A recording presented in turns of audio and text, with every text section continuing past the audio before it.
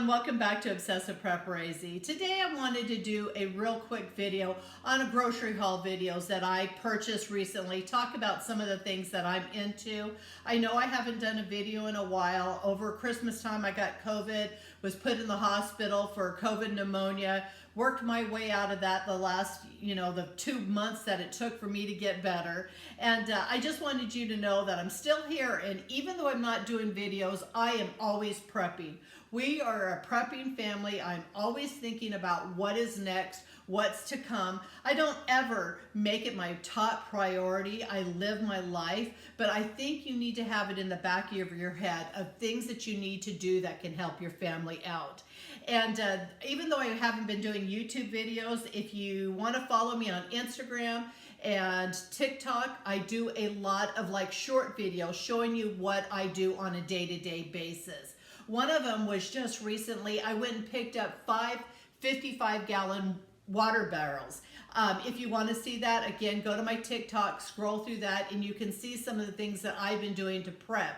I have my 100-gallon barrels, 3 100-gallon barrels. I have my 5-gallon crystal water jugs. I have water bottles and all my filtration, but I wasn't quite comfortable living in Arizona with the amount of water that I had. So my husband and I drove over and picked up these white barrels that I stabilized. I wrapped with tarps so that the sun doesn't go through. And a lot of people on my TikTok video says, well, you need to do this and it's going to grow mold. You got to know if you're going to store any kind of water, you need to have some kind of filtration system, something. If you follow my videos, you know I do the Berkey water filters. I love them, and I have extra black filters just for any SHTF situation. One of the things that I just purchased, let me see if I can find them here. I have several of them, but I went ahead, I don't know if you can see them here. These are the Life Straws. They filter out 4,000 gallons. I picked up 2 more of these. Primarily, I wanted to leave them in our vehicles. So if we were ever out, you could have a way to drink water. But always think in the back of your head how much water you're going to need. It's not just consumption. I mean, they require 1 gallon per person a day. Okay, you store that. But if you have a garden, you need to think about having water for that. Can you harvest rainwater? Having big garbage cans with screens over it and a way to get the water in and harvest your own rainwater for gardens, or even drinking and then filter it. So you have to think about different things, water purification tablets. So I'm always, once a year, generally between January and February is when I start picking up and adding to my preps. So I picked up 2 more of these water filters. I always will go out, purchase some kind of sets of lighters, matches to add, because matches eventually will go bad. The cheaper versions of these lighters will go bad quicker than, let's say, the I don't smoke. What are the nice ones? You know what I'm talking about. Anyways, these are the Scriptos. I've had these last several years. Not an issue, but every year I pick up a couple more packages of those. Another thing you need to think about is lighting. What do you have for lighting? If something happened, an EMP, we have no electricity, how are you going to light your house up? And so once a year, when I can find these. Now these glass lanterns at Walmart have been scarce. I found one and I had been looking for months to get these. So I came across one, and I'm going to put that out in my preps with my other ones. Once a year when I purchase these, I will make sure to get extra, I don't know if you can see these or not, the extra wicks for your lanterns. And then I always pick up an extra bottle of the oil lamp. This will last a long period of time. You have to think about what are you going to be able to use if you have no lighting. Another thing, I've done countless videos. If you go back into my playlist on YouTube, I talk about electricity, but one of the things I love the most is solar. I think that you can use these for so many different things. I have them in my backyard for just, making my backyard beautiful. But then if the power goes out, you can grab those, bring them inside. You can put them in mason jars. In some videos, I show you how to put them in mason jars so you can cast the lights. These here that I purchased, this is just my extra supply that I leave out in the garage, and once a year I repurchase extras of these. I go ahead and leave the little thing inside of it. I don't even use them. And then when I'm ready to redo my backyard, I will put these out there and then I will repurchase. So I always have solar lights. I like candles, but in Arizona, if the power goes out in the summertime, it's awful hot. Also, a lot of houses back in the days burnt down because these gas lanterns or candles caught something on fire. So I think solar really does have a place for lighting in your house. Another reason why I like solar so much, as a prepper, like I had mentioned, that I have been doing this for a lot of years, and storing so many batteries, trying to use them, most of them go old before we ever use all of our batteries for, like, let's say flashlights, things like that. We still do a certain amount of batteries and flashlights that have batteries. My husband has his name brands that he loves, and that's kind of what we're using anymore for flashlights. But little things like this, the LEDs, you can get at Harbor Freight. They can stick to a wall. You can put them virtually anywhere, and this provides a lot of light.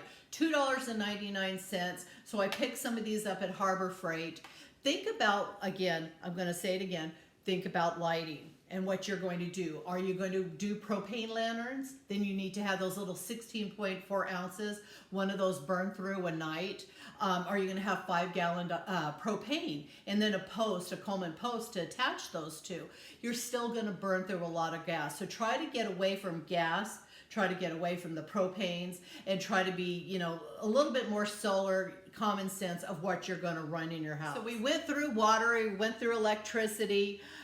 The next thing that I've been busy doing is dehydrating. As a prepper, I highly suggest you go out and get a dehydrator. You don't have to use the Excalibur like I will show you here in a second. You can purchase one of those Nesco round ones. I had one for years. My daughter actually has my old Nesco. I love my Excalibur though. I can do a lot of vegetables real quick and in a hurry. So what I have here is I've got 24 jars. I did 100 pounds of vegetables, frozen vegetables, in 5 days. Those 100 pounds is 500 servings. So each jar is basically 20 servings per jar. And we have them shelf stable. They will last easy 15, 20, 25 years, depending on how you're storing. I put them in jars. I suck the oxygen out with my food saver, and that's how I store it. I've done peas and carrots there. You can see mixed vegetables. So 100 pounds of frozen vegetables, 24 jars. One of the questions on my TikTok, again, if you want to see like what I did those. Go through my TikTok and scroll Obsessive Preparedness. One of the questions was, do I have to do them in jars? Do I have to put my vegetables in jars? No, you do not. I do Mylar. I do food saver bags. The only reason why I don't care for food saver bags is green beans, things that are pokey will punch holes in it when you're sucking the oxygen out. But what works for you? This is one way that I store a lot of my food is in mason jars. If you follow me, you know I love them because you can see it, you can see what's going on, and it's easy to rotate. I never tell anybody to do all this food, put it away, and forget about it.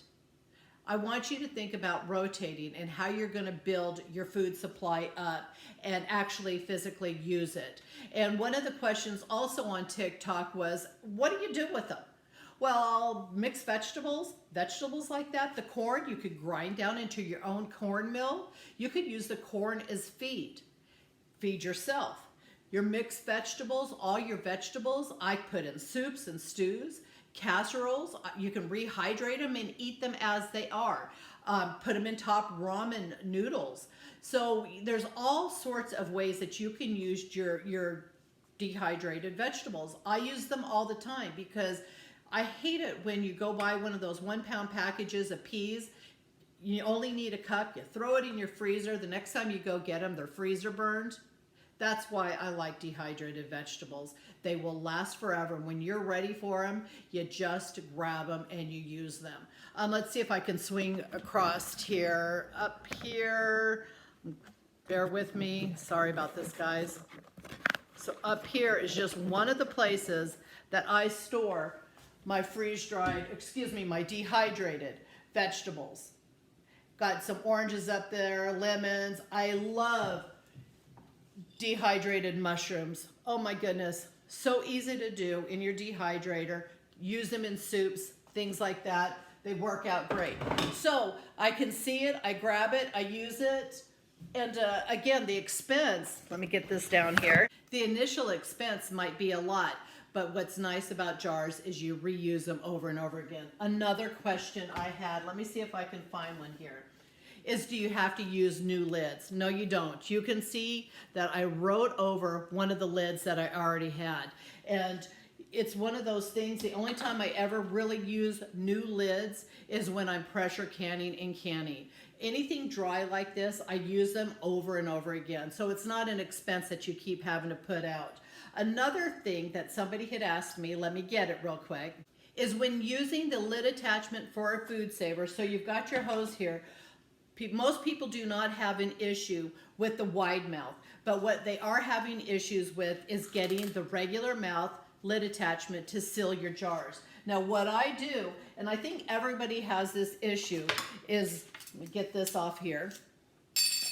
I'll get this on, and then when I get it to turn it on and start sucking, what I will do is I'll hold onto the jar and I'll start pulling up. And I'll wiggle the lid around, and then all of a sudden you'll feel it just suck down on it. That is when you know that you've actually got a good seal. So a lot of people, what they're doing is they're going like this, putting it on, plugging it in, and thinking that's all they have to do with this regular. What I do is I just pull up a little bit, I wiggle it around, and then all of a sudden you'll feel that pressure start sucking on the jar. So if you have that issue, that's my fix for you. So to give you another little look, my dehydrator this time of year, I'm running it all the time. And right now what I am doing is spinach. See if you can see it here. Got spinach that I'm dehydrating. Now I've got it turned off. I've probably got about 3 more hours left on my spinach. And what I will do is put it in a grinder, grind it down to a powder, or there's times where I've just left the spinach as it is so I can add it to soups and things. And then I also do kale. Kale I will dehydrate that I can add into soups and stews. And I don't ever run all 9 trays. What I do is I use one of the screens, and that will hold your spinach down so it doesn't curl up or blow around in the dehydrator. So that's another thing that is great to do in your dehydrator, and a lot of nutrients that you can put into your body that you do not have to have in your refrigerator that is shelf stable. So I'm over here with my groceries now.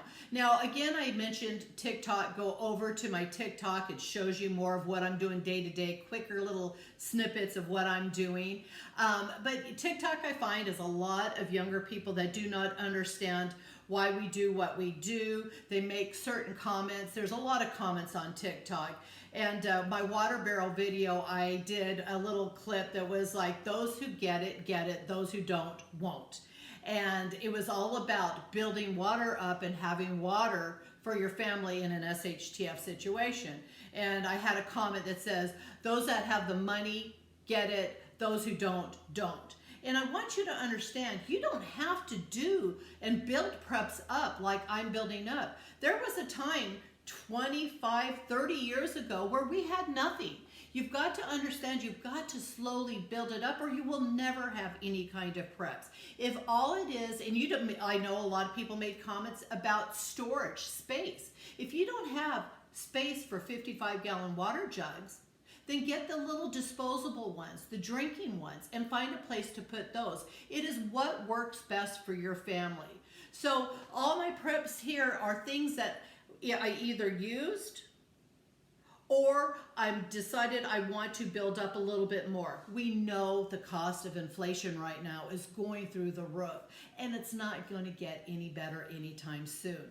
The cost of flour and things like this, it's not necessarily that we're seeing the impact now, but we will see the impact in a year and a half. With what is going on in our world, we're going to see grain shortages like we've not seen in a long time.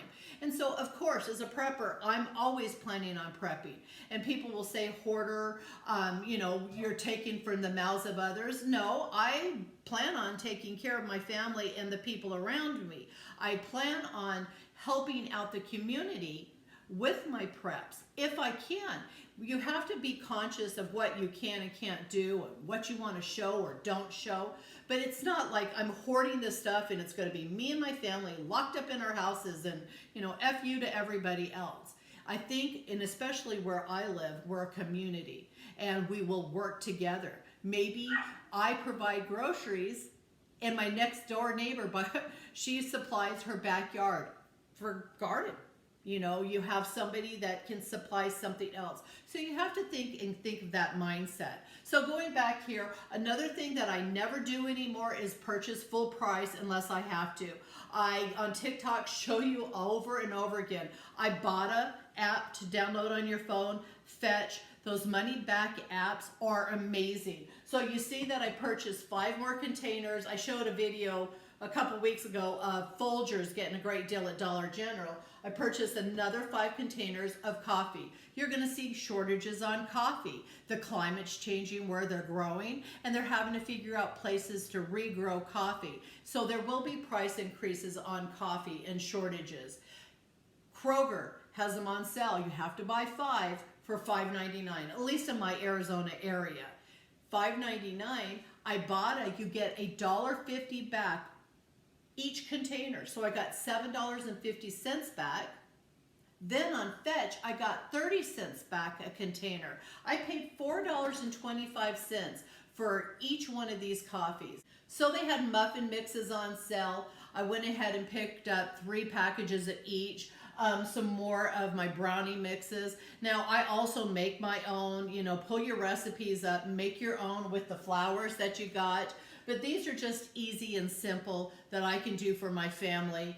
And again, think about grain shortages in the year and a half to 2 years to come. So if you can stock up on some of these, the only thing is when you stock up on cake mix, muffin mix, things like that, make sure that you've got baking powder, baking soda, especially baking powder. If you add an extra half a teaspoon to your mix if they're older, it'll help them rise. So I always have those kind of things in my preps.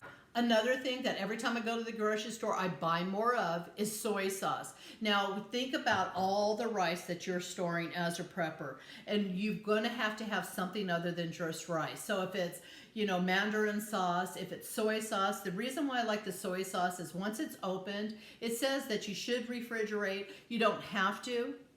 And you think about that. Even mayonnaise, if you want to have mayonnaise for your preps, maybe thinking about going and getting those little packages and putting them out in your refrigerator. Because in an SHTF situation, if you don't have electricity, you don't have any power, you open up a jar of mayonnaise, that's going to go bad.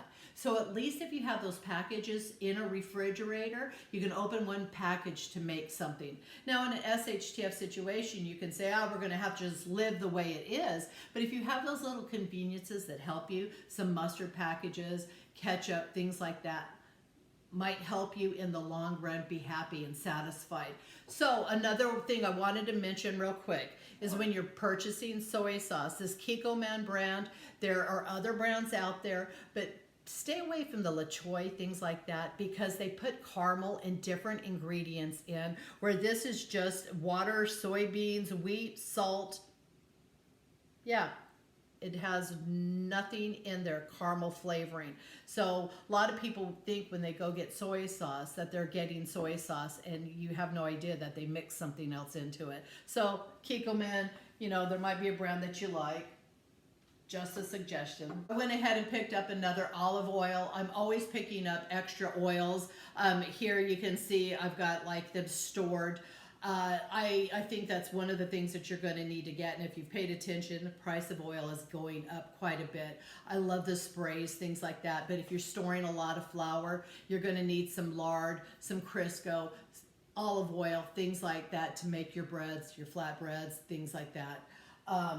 3 more cans of Spam. Spam, you can't go wrong. You can cube it up. You can make fried rice with Spam, with your rice. I eat it cold. I grew up on it. I have no problems with Spam, so that's a good meat. I got some olives here just because I was running short. Out my refrigerator, I did 50 pounds of flour the other day. I went ahead and purchased 50 more pounds here. Now, flour is one of those things I've had a lot of people ask me. Years ago, I purchased the LDS Canneries flour in the number 10 cans. The longest I could get for flour, just storing it normal in number 10 cans, was about 5.5 years, almost 7 years. The problem is it starts to turn rancid.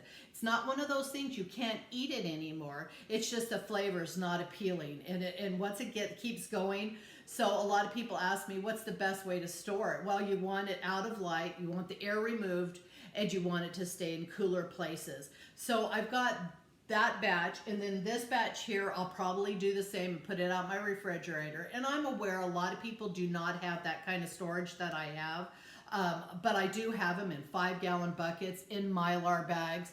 Again, it's what works best for your family. So flour, you know, again, if you want to store something, store the hard white wheat or the hard red wheat. Hard red wheat will last longer, a little bit more bitter, but you can get 25 years for it. You need a grinder to use those. Think about corn, like I did here, dehydrated. You need a grinder, but you can make cornmeal, you can make cornbread, you can make breakfasts with corn. It's not the best for you, but you've got to get out of the mind of keto and, oh my gosh, this is bad for you, because in an SHTF situation, it's what's going to feed your family. So keep that in mind also. You don't need yeast, but if you have yeast, keep it stored out in the freezer. It'll last indefinitely for the most part. I went ahead, let's see, picked up some more powdered sugar, just a little bit of it, not too concerned about it, just what I wanted. Picked up some more Sure Gel. What else do I got here? Oh, this is what I wanted to discuss. Bouillon Cubes. So, have SHTF situation, and you've got all these vegetables, and you've got friends and people coming to you that are hungry. Well, what can you give them? And if you have Ziploc baggies from the dollar store, inexpensive, bouillon cubes, throw a bouillon cube in, throw a 1/4 cup of mixed vegetables in a Ziploc. Granted, it's not going to feed them completely, but it'll provide something for them. If you have Fideo, little noodles, put some of those into a Ziploc bag, and then you can give those out. I'm all about thinking about helping people out if you can, if it's safe, things you can barter with.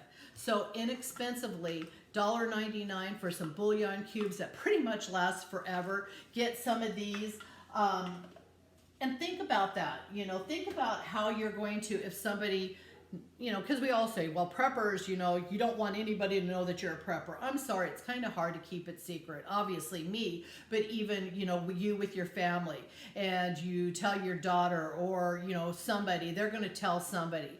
And I'm going to come to your house. I'm going to come to your house. Well, you know what?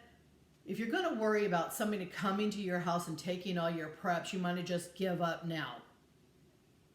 You see what's happening in over there. Can't say it, but over there.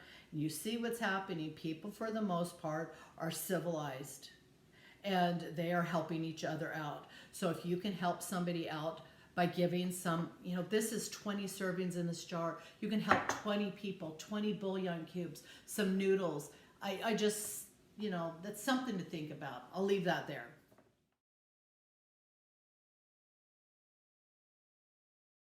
I was gonna make this short. I'm so sorry, but I try to like cover everything. Got some more spaghetti sauces. I go to Winco, I buy their dried spaghetti sauce because it'll last so much longer than tomato sauce. Again, if you're purchasing these things, get them on sale, rotate. Don't just put it out in the garage, wherever you're storing your preps, and leave it and let it go bad. Rotate it. And if there was something that got past you that's coming close to expiration, donate it. So we're almost done. Have my spaghetti sauce. I went ahead and purchased 5 more of my salad dressings here. They're $1.49 if you purchase 5 of them from Kroger, fries. I purchased some more salt. You know, think about pink salt. All sorts of rock salts that you can have stored. Iodine salt, I'm just a fan of it, and so that's what I store. Store what works for you. one of the things that I recently got into is Aero Gardens. And I have my Aero Gardens going, and in an SHTF situation, you could run your Aero Gardens to get vegetables growing to put outside if you wanted to, or if you needed to grow things like bok choy or lettuce, things like that. Only have to think about is power sources. So I did some videos on the power banks that I have. I actually have two 100-watt solar panels that are coming in the next day or two.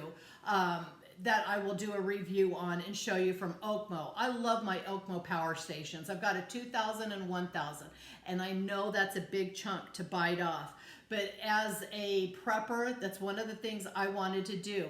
I wanted to think about what I could do if we had no power, how I could quickly grow something with an Aero Garden, with my solar panels. I have older videos showing you seeds, how to sprout seeds, the seeds to purchase. Think about mung beans and your alfalfa sprouts and broccoli sprouts. You can easily do that with jars, but that's where it goes back to water. How much water do you have stored and what you can use for a water source? So with my Aero Gardens, I went ahead and purchased some Aero Garden nutrients. I have the little bottles that came with the kits, but I went ahead and purchased this. It will last a long time. So I'm always thinking about, if I got this for prepping my Aero Garden or anything, what am I going to need down the road to make it work and make it feasible for my family? So I purchased that. Lastly, I went and purchased a lot more spices. Spices keep forever for the most part. You know, they weaken as they get older, but spices do last a long time. And storage for spices, I put all my tall bottles. I have an old DVD unit that's where all my older, maybe I'll take a picture and put it here for you. That's where I put all my big containers, and then I have my smaller containers in my cabinets. Again, if you want to see videos on that, look for my pantry tours in my YouTube videos. And there, I'm going to leave it there. Think of water, lighting. We all know that you need pew-pews and you need to take care of your family that way. But as far as food and the comforts, think about this. And if you really don't have a lot of money and you're worried about how to build your preps up, I have a whole series on $10 a week. It's 11 videos that shows you how to build your preps up in $10 or less a week. And it's an easy way to start and build your preps. And again, start couponing, because that's a way to help preppers build up their preps without having to spend a ton of money. I have got so much toothpaste, I will probably end up having to take it down and donate it to the church, because just in the last 3 months of what I built up in toothpaste. So I'm going to leave it there. I hope you enjoyed this video. If you did, please subscribe. And if you want to be notified for future videos, ring the bell. And if you want to see my day-to-days, look for TikTok and Instagram. Have a blessed day.